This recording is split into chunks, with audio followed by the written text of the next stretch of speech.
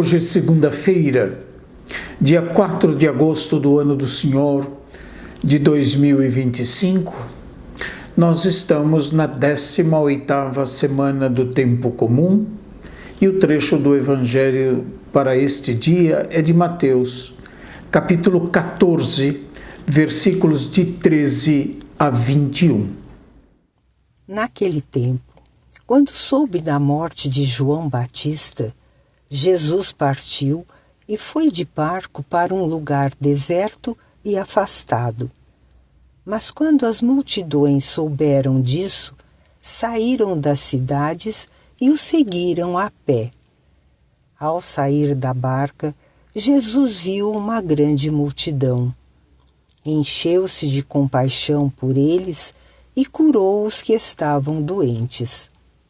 Ao entardecer, os discípulos aproximaram-se de Jesus e disseram: "Este lugar é deserto e a hora já está adiantada.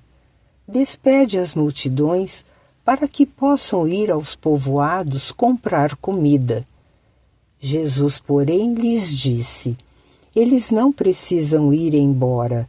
Dai-lhes vós mesmos de comer."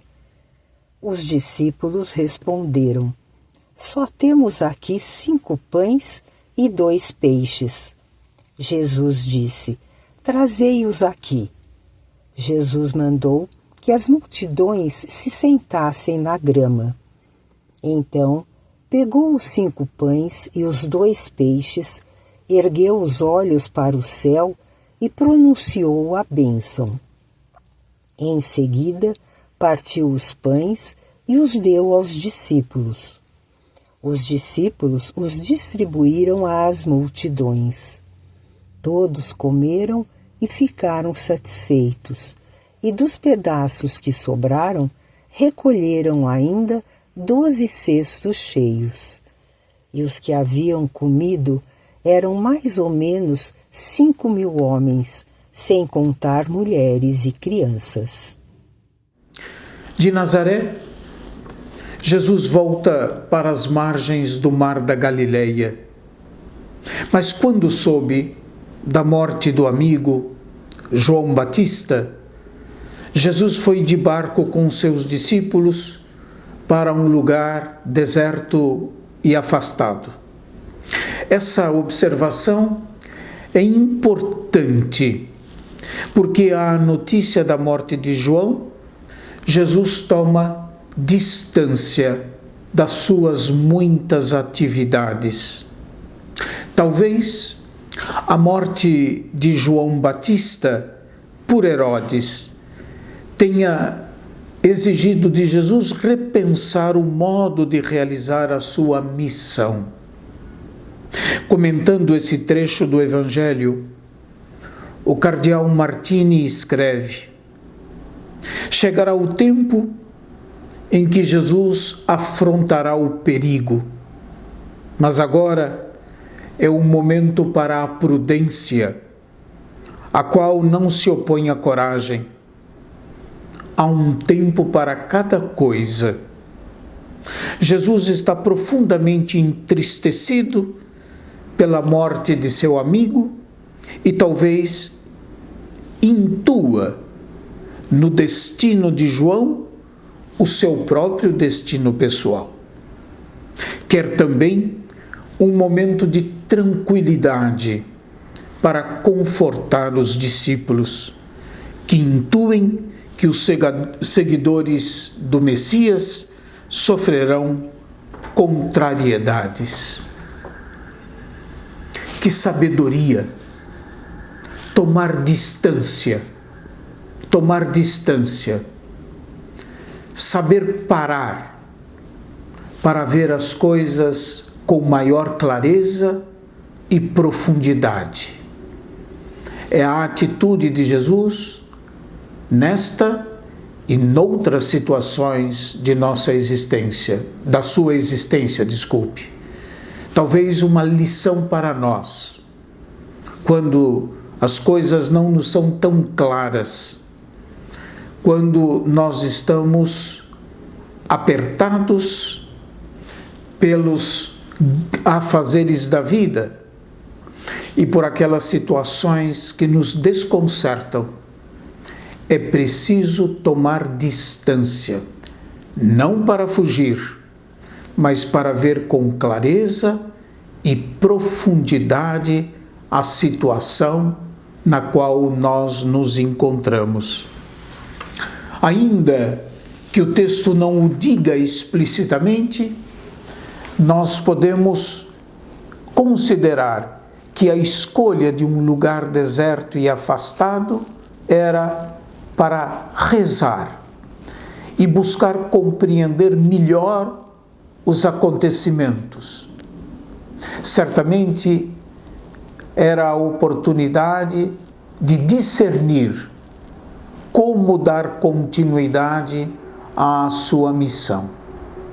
Mas as multidões interrompem esse espaço de distanciamento. Procuram incansavelmente Jesus. Precisam dele. Precisam da sua presença e da sua palavra que conforta, anima, consola, ilumina.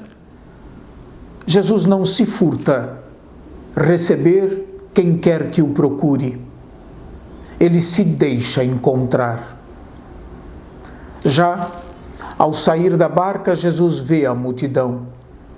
Esse olhar que penetra o mais íntimo do ser humano e as situações em que ele está inserido, desperta em Jesus compaixão. Toca nas entranhas do Senhor, provocando sair dele uma força vital que cura todos dos seus males. Ver é a condição da compaixão. Ver para além das aparências. Diz o nosso trecho do Evangelho de hoje: encheu-se de compaixão por eles e curou os que estavam doentes. A compaixão é um sentimento divino que leva Jesus a socorrer as pessoas em suas necessidades. Aqui há um dado importante da missão de Jesus: curar as pessoas dos seus males. Eu já disse noutras ocasiões, mas vale sempre repetir: a Igreja, no dizer do Papa Francisco, é como que um hospital de campanha, destinada a curar os males das pessoas. Neste sentido, e também nesse sentido, a Igreja participa e continua a missão do Senhor de curar o ser humano dos seus males. Depois de um longo período de permanência da multidão junto a Jesus, já ao entardecer, a sugestão dos discípulos de despedir a multidão não aparece como surpreendente. É até mesmo razoável e questão de bom senso, pois o lugar é distante, a hora avançada e não há o suficiente para alimentar tanta gente. Jesus, no entanto, se recusa a fazê-lo e dá aos discípulos uma tarefa à primeira vista impossível. Eles não precisam ir embora, diz o Senhor. Dai-lhes vós mesmos de comer. É ocasião para que o leitor do Evangelho compreenda que o alimento do povo que o Cristo reúne é de outra natureza. Trata-se de um alimento espiritual. É esse alimento que o Senhor oferece aos discípulos e à multidão que os cerca. O texto da multiplicação dos pães tem uma forte conotação eucarística. Jesus, importante, prestar atenção nas palavras do texto, como elas evocam nossa atual celebração da Eucaristia. Jesus pegou os 5 pães e os 2 peixes, ergueu os olhos para o céu e pronunciou a bênção. Em seguida, partiu os pães e os deu aos discípulos. Os discípulos os distribuíram às multidões. Todos comeram e ficaram satisfeitos. Todos comeram, todos ficaram satisfeitos. Ninguém foi excluído desse alimento celeste. A existência terrena e a vida do Senhor entregue para a salvação de todos é o alimento espiritual que sustenta o povo de Deus em marcha. O pão que eu darei, diz Jesus, é a minha carne para a vida do mundo. O termo grego sarx, carne, é a existência histórica. O alimento material remete ao alimento espiritual. Esse é o alimento que sustenta abundantemente a todos que procuram o Senhor. Não se compra, nem se vende, é dado gratuitamente para a vida do mundo. Ao comprar, do versículo 15 do nosso trecho do Evangelho de hoje, despede as multidões para comprarem comida, Jesus, apresenta o dar de comer. Dai-lhes vós mesmos de comer, como meio de manter a multidão junto a eles. Todos precisam comer, mesmo os que não podem comprar. A todos que tendes sede, vinde a água. Vós, os que não tendes dinheiro, vinde, comprai e comei. Comprai sem dinheiro e sem pagar vinho e leite. O dom da vida de Cristo, nosso sustento, nosso alimento espiritual, é dado a nós gratuitamente.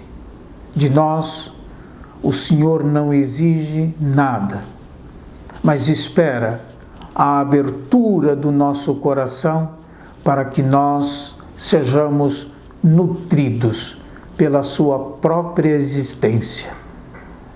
A minha vida, eu não vim para ser servido, mas para servir e dar a minha vida em resgate de muitos. Que Deus abençoe a todos e até amanhã, se Deus quiser.